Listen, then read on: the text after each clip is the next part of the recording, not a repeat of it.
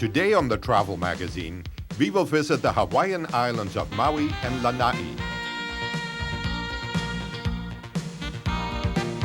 But first, let's travel to Swakopmund, Namibia for a taste of Africa.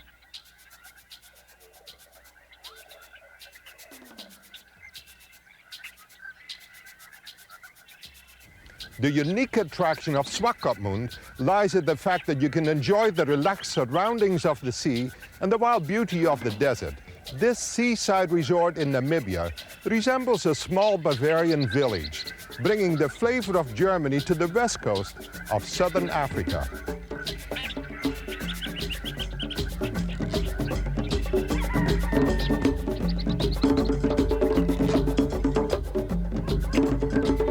This resort town, with its beautifully tended gardens, palm trees and promenades, has a restful and relaxing atmosphere.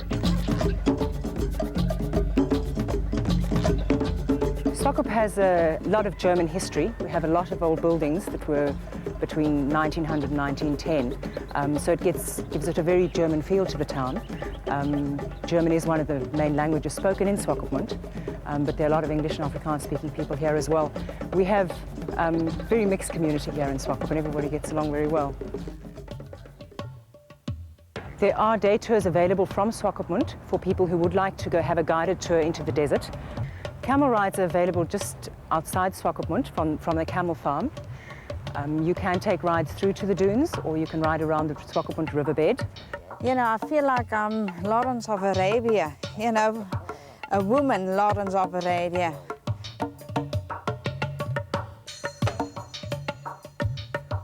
They actually came here with some young South Africans who had decided to do something different. So they had borrowed themselves some camels, wanting to go a far distance. So they went through whole of Botswana, whole of Namibia to be able to cross the big deserts in South Africa. And they ended their tour here in Swakopmund. From here they should have returned the camels back to the farms where they borrowed them. And then I got the idea, that's my camels. So I bought a few of those. And since the camels are happy here, and many people have enjoyed the camels. Do you see the different colors in this desert? Yeah, they say when you come here you cry, and when you leave the place you also cry. If I look from here and I only see desert and desert and desert, It is amazing.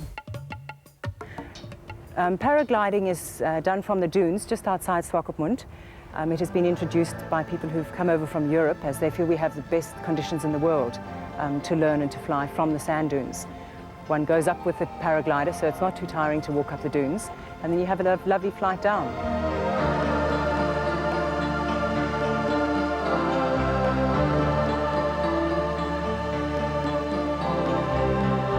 Imagine gliding slowly and silently over the desert.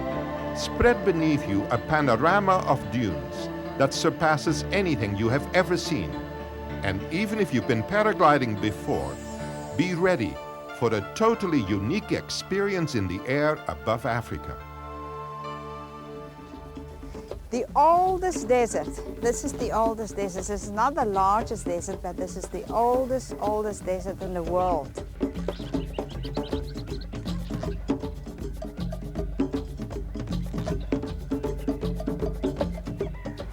The beaches in Swakopmund are very popular. Obviously, being on the coast, we have very large stretches of beaches. The area where we call the Mole, in front of the Strand Hotel, is the most popular area for bathing. Even if the wind does tend to blow a little bit, it's a very sheltered bay and is very popular, although seldom very, very crowded. Karakulia is a shop in Swakopmund where they have carpets that are woven by people that come from the area, and some of the results are stunning. Explain to me the story of these wonderful carpets. What we're doing here is, after the wool has been carded and it looks like this, those men are spinning our wool. This is an electric spinning wheel, but the spinning is still done by hand, and they determine the thickness and the smoothness of the wool.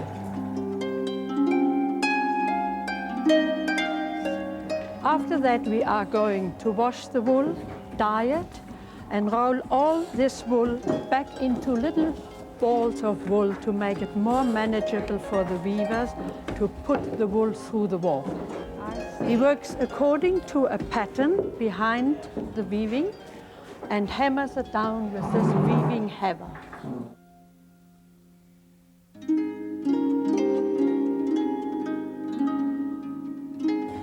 And now I'm going to show you the finishing of the product.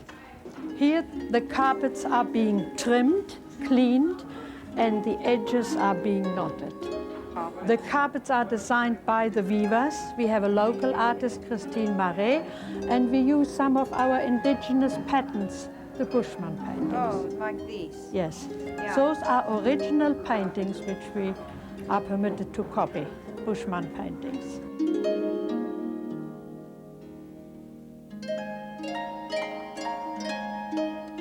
These handcrafted carpets are a testament to the rich heritage of the African tradition.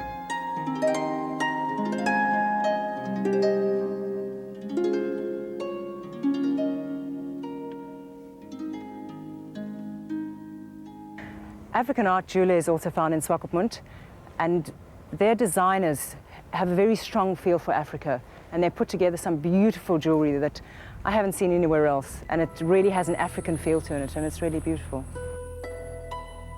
In Namibia, we're very fortunate because we get inspired by the Atlantic Ocean, and as well as the oldest desert in the world, the Namib.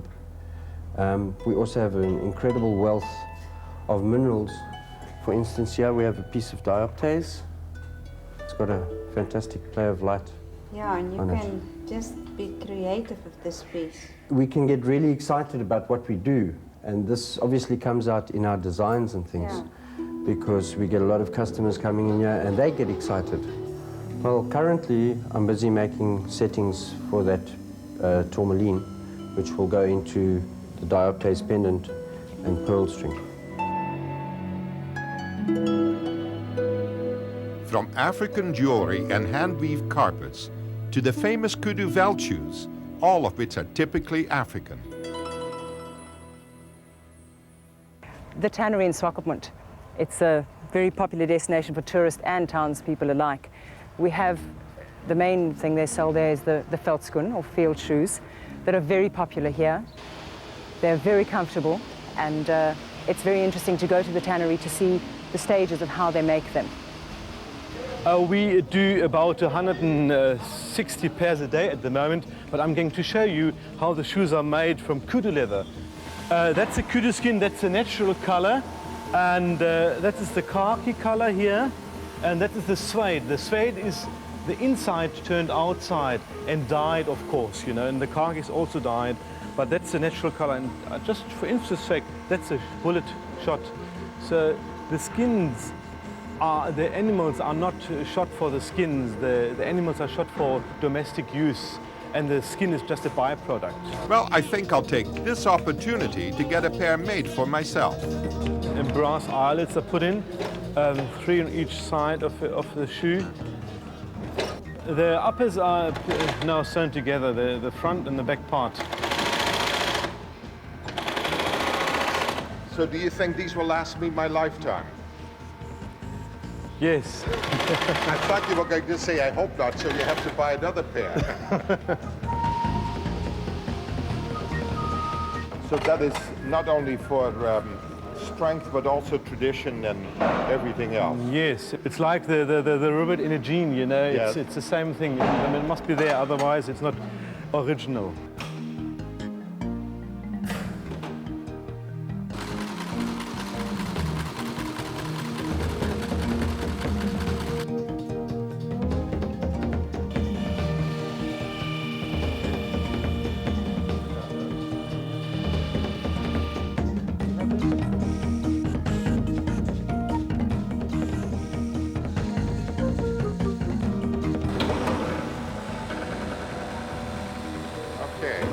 Yeah, check. Here are your shoes. I think we try them on in the shop whether they fit. Okay, let's go. Good. Well, my right foot is larger than my left one, so I'll try the right one on. Super duper.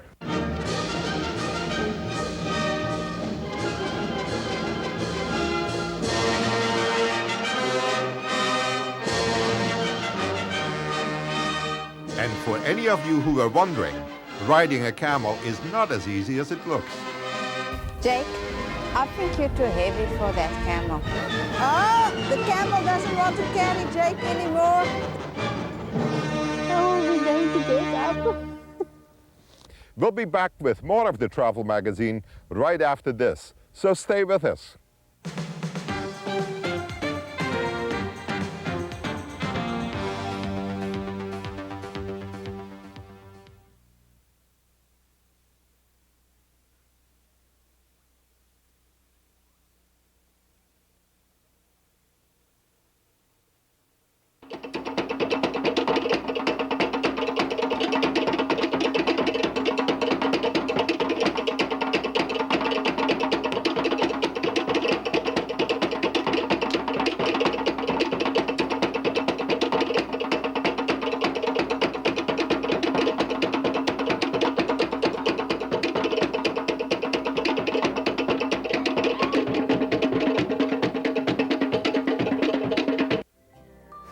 From its magnificent resorts to miles of uncrowded beaches to wilderness in the interior, Maui is a place of uninhibited beauty.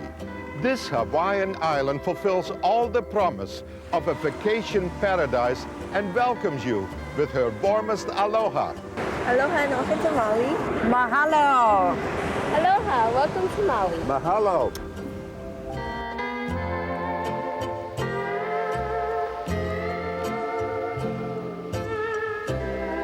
Maui is centrally located in the Hawaiian island chain. And on the island itself, magic is everywhere. From sleepy old Hawaiian towns to the sun-drenched beaches and the lush beauty of the interior, Maui is nothing short of paradise. Maui is pretty unique in that we have a series of beaches here, and you can find a lot of privacy and seclusion. And yes, I like to bicycle it because it's not that many miles and they're little rolling hills.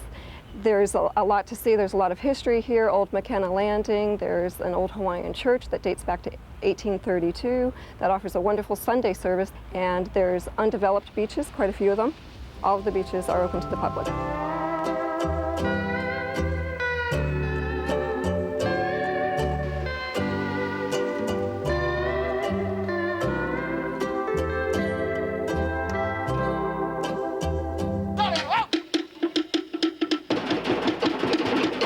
Each of the hotels takes pride in theirs being the best of all luau's, and they all have a little bit different color to them. So different nights, different hotels will offer luau's here, and they're all really pleasant. I've attended most of them.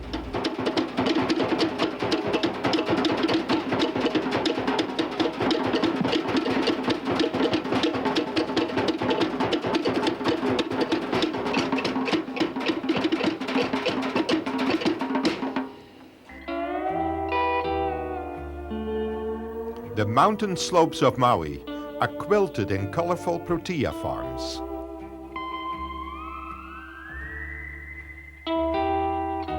The farm was started about 22 years ago, and it was one of the first protea farms on Maui.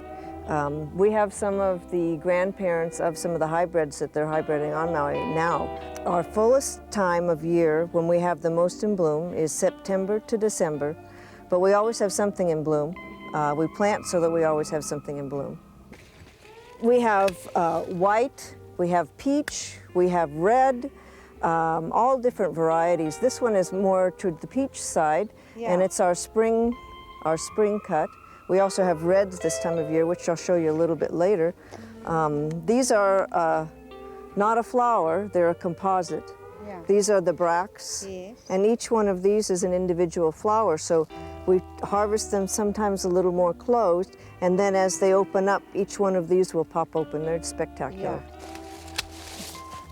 Oh, yes. Now look at this. Isn't that beautiful? These also come in white. The white are fairly rare right now. We have one white bush.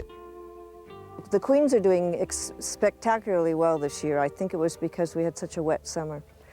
With the sugar and the pineapple diminishing, I think the flower industry is really booming now, and that's important. So the protea just love it here. It was an accident that they came here. Somebody brought them in from South Africa and had a friend who worked at the research center, and he said, put these in your backyard and see if they'll work. And of course now it's evolved into one of the largest money crops per acre in the state of Hawaii. Well, this is a pincushion, and it's has little ribbons, as you can see. It's called a veldfire. It was named after the prairie fires in South Africa. We grow them from cuttings. We have a research center in Kula that does all of the research, and then we find the varieties that we like the best, and then we gather together and do the cuttings and plant. And that's how we do the hybrids. And this one? This is a pink mink, that's the common name. And it's probably the second most popular after the king. Let me cut this for you.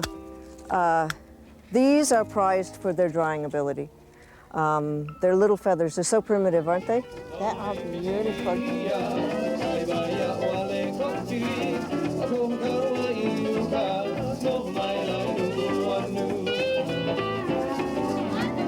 The hula is a celebration of life and was danced to pass the stories from one generation to the next.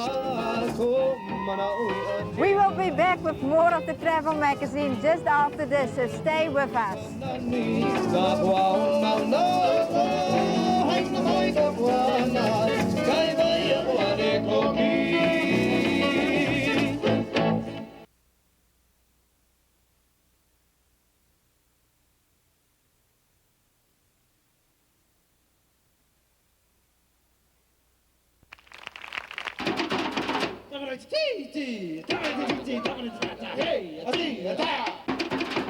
Hawaiian nights are filled with music and the traditional hula dance.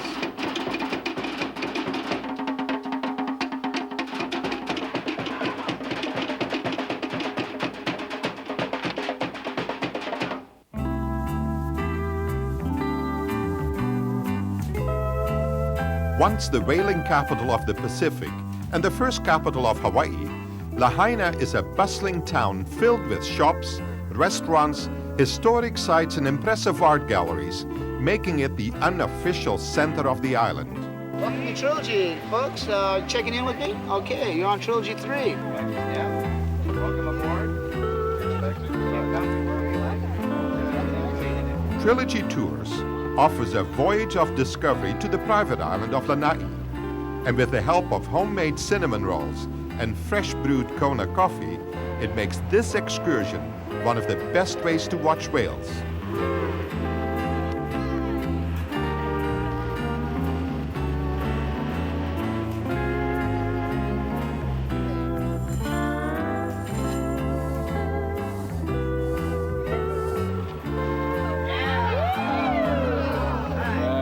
Well, the wintertime is our whale season from December through April, and usually there's about 800 to 900 whales at a time in this whole area between Lanai, Molokai, and Malaya Bay. Well, Lanai, which actually the island means, Lanai means the hump, because the Polynesians, when they first arrived at the island, they thought it was very desolate because it was, really dry looking, and they thought evil spirits dwelled on that island, so they never really used the island. They thought it was very kapu to stay on that island. Watching people the first time snorkeling, seeing these beautiful tropical reef fish that we have here, have never been actually enjoying something like that, and teaching them and showing the beauty that we have over here. That's one of the greatest experiences I have. The Trilogy sailing experience is a unique one. We are a family-operated and owned business. We have been coming to the island of Lanai for about 22 years now. When they arrive on the island, we immediately go to a private beach resort, and we go snorkeling. It's in a marine preserve, fabulous underwater marine life and corals. The people that come to the island of Lanai are generally people that like to get away from the busy crowds, that like the relaxed atmosphere that we have on the island here. We provide a very unique experience to a Hawaii visitor.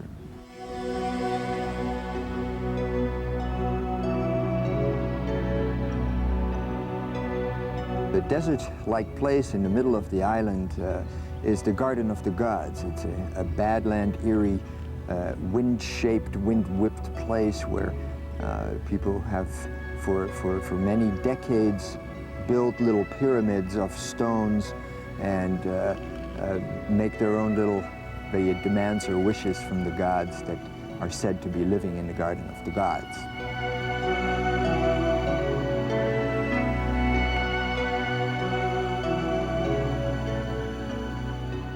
There's 3 properties. One is the Hotel Lanai, which is a 10-bedroom older lodge kind of facility. Then there is the Manele Bay Hotel, which is a beautiful first-class 5-star resort. And then there is the lodge at Koeli, a 100-bedroom mansion up in the mountains, again at 1,700 feet of altitude. All very first-class, beautiful restaurants that have won many awards.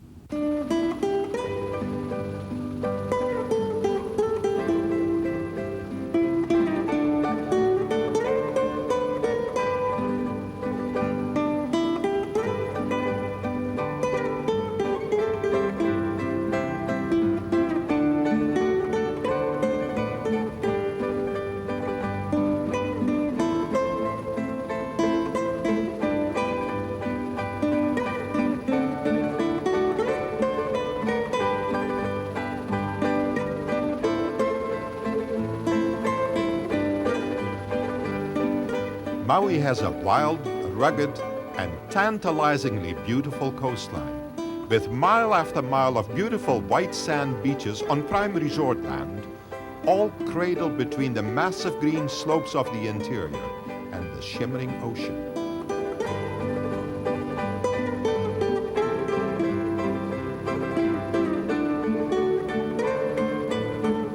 As you move from the coast to the interior, the changes in climate, mood and vegetation are dramatic. Swaying tropical palm trees give way to pines and giant redwoods with scents that are invigorating and panoramas that are breathtaking.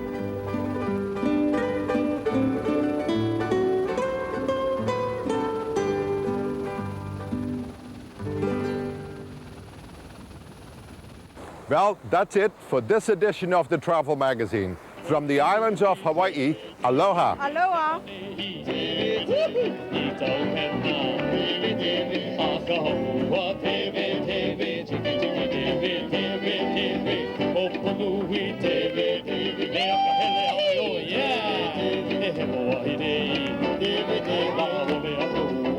One more time, guys. One more time. Let's do it real big. Here we go. Oh, be careful.